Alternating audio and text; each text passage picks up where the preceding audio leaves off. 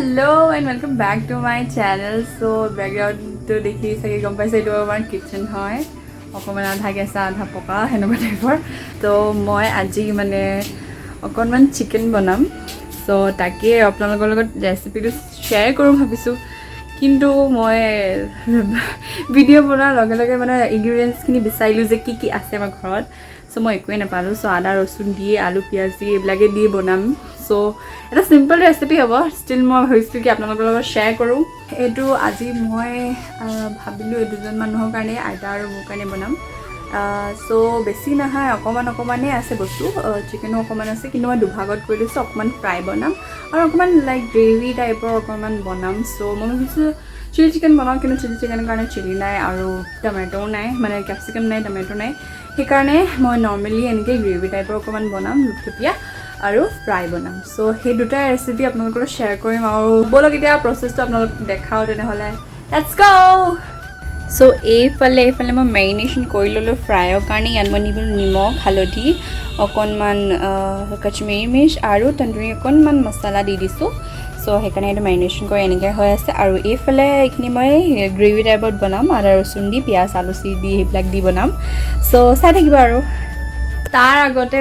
ভাতটো পাতি লওঁ ভাত এয়া দুপৰমান লৈ লৈছোঁ কাৰণ আমাৰ ওচৰত বুনো আছে আৰু ৰাতিপুৱা অকণমান আমি হাঁহৰ কাৰণেও থওঁ চ' এয়া অকণমান বেছিকৈ পাতিছোঁ চ' এতিয়া মই চাউলখিনি ধুই লওঁ তাৰপিছত এইটো পাতি লওঁ তাৰপিছত আমি চিকেনখিনি বনাম এইফালে টাৱা পাতি দিলোঁ ফ্ৰাই কাৰণে এয়া তেল দিওঁ হৈ যাব এইখিনি পিছৰ কাৰণে এইফালে মই ভাতটো পাতি দিলোঁ চ' এই গেছ ষ্টভটো আৰু কলা কলা এইখিনি দেখি নক'ব আৰু দেই আমাৰ ঘৰ এনেকুৱাই আছে আৰু উপায় নাই এতিয়া কেৰাহীত তেল গৰম হৈ গ'ল পিঁয়াজকেইটা দি দিওঁ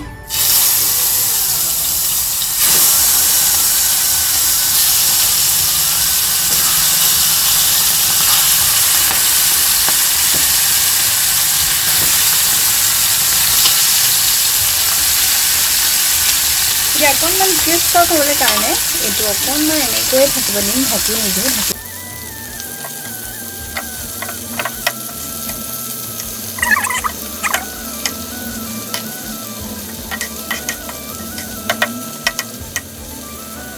এয়া অলমোষ্ট হৈয়ে গৈছে ৰংটো কালাৰটো আহি গৈছে আৰু অকণমান শিকিবলৈ বাকী এয়া এইফালে সিজি আছে ৰঙা হৈ গৈছে ধুনীয়াকৈ কালাৰটো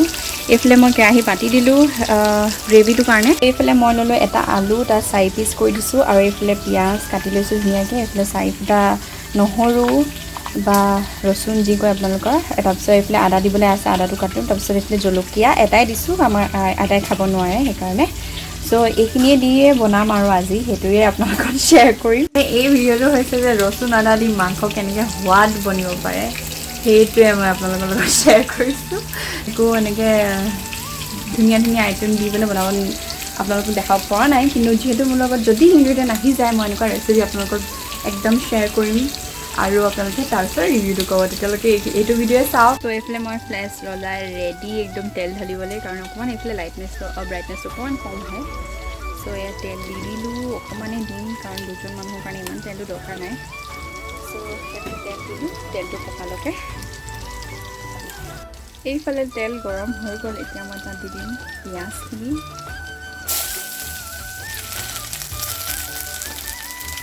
এয়া পিঁয়াজ দি দিলোঁ অকণমান লৰাই ল'ম এতিয়া পিঁয়াজখিনি অকণমান গোল্ডেন ব্ৰাউনিছ হৈ যোৱালৈকে এনেকৈ থ'ম অঁ ইয়াত মই জলকীয়াকেইটা দি দিওঁ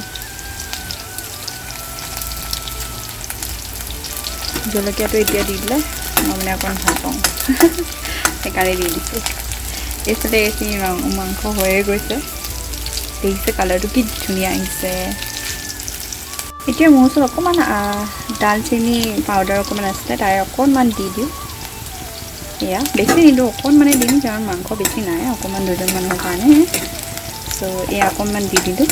এয়া অকণমান ব্ৰাউনিছ হ'ব আহিছে এতিয়া মই ৰচুন আদা পেষ্টখিনি দি দিম এতিয়া মই মিডিয়াম টু হাই ফ্লেমত গেছ দি থৈছোঁ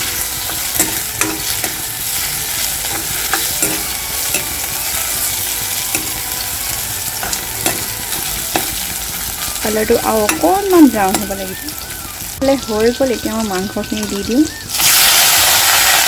একদম হাই ফ্লেমত দিম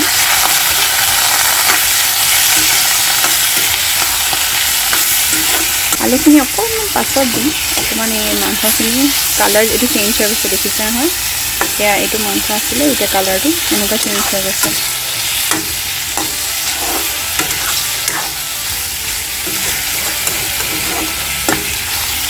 বিলাহী এটা দিব পৰা হ'লে বৰ ধুনীয়া লাগিলে হয়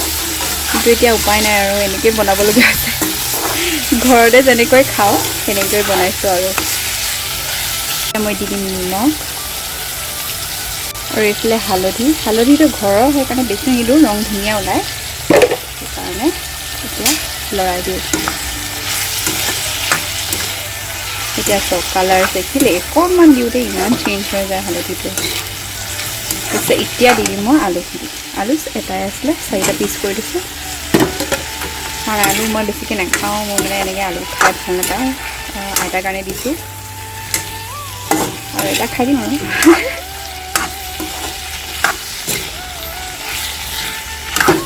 তো এতিয়া অকণমান সিজিব দিম এতিয়া মই ঢাকি দিওঁ এতিয়া ঢাকন দি দিওঁ এতিয়া 5-10 মিনিট কাৰণে এনেকৈ থ'ম তাৰপিছত আকৌ লৰাম চিকেন এইফালে মোৰ চিকেন ফ্ৰাই ৰেডি এয়া মই এতিয়া নমাই ল'ম কাৰণ তেল বহুত হৈ গ'ল টাৱাখনত চ' ইমান তেল খোৱাটো নহ'ব এয়া চিকেন এচব কি ধুনীয়া কালাৰ আহিছে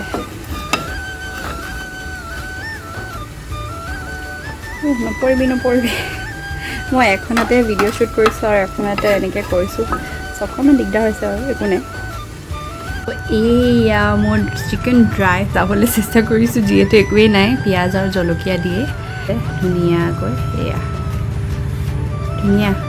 5 মিনিট হৈ গ'ল এতিয়া ওপৰছে এয়া চাহ পানী ওলাইছে অকণমান চ' এতিয়া আকৌ লৰাই দিওঁ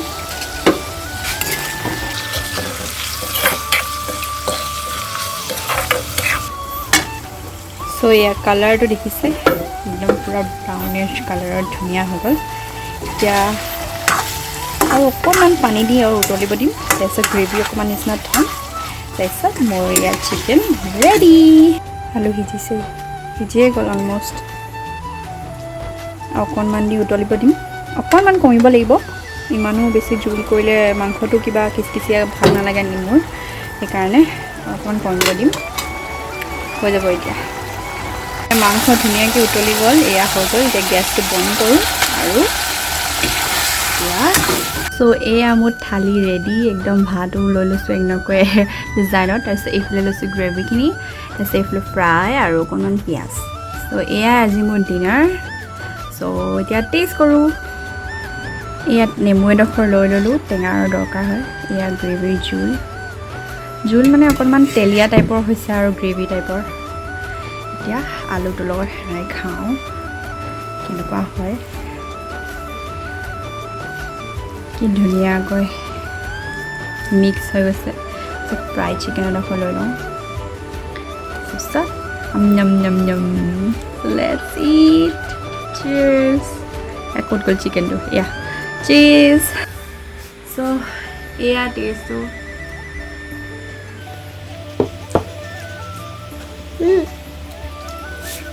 নিজে বনাইছোঁ কাৰণে তাৰিফ নকৰা একদম ধুনীয়া হৈছে আৰু এই ফ্ৰাই মাংস যে তন্দুৰী মছলাটো দিলোঁ সেইকাৰণে বেলেগ কিবা এটা সোৱাদ আহিছে ট্ৰাই কৰি চাব পাৰে অকণমান স্পাইচি নিচিনা হৈছে কিন্তু য়ম চ' সেয়াই আৰু আজি ভিডিঅ'টো ইয়াতে এণ্ড কৰিছোঁ আপোনালোকে যদি ভিডিঅ'টো চাই ভাল পালে দেন please like the video' like কৰিবলৈ নাপাহৰিব আপোনালোকে ছাবস্ক্ৰাইব নাই কৰা এতিয়া ছাবস্ক্ৰাইব কৰি দিয়ক ছাবস্ক্ৰিপশ্যন একদম ফ্ৰী হয় জাষ্ট এই ছাবস্ক্ৰাইব বাটনটো টেপ কৰিব লাগে আপোনালোকে টেপ কৰি দিব আৰু এনেকুৱা ৰেচিপি ভিডিঅ' আহি থাকিব আৰু চ' সেয়াই আৰু থেংকছ ফৰ ৱাচিং বাই বাই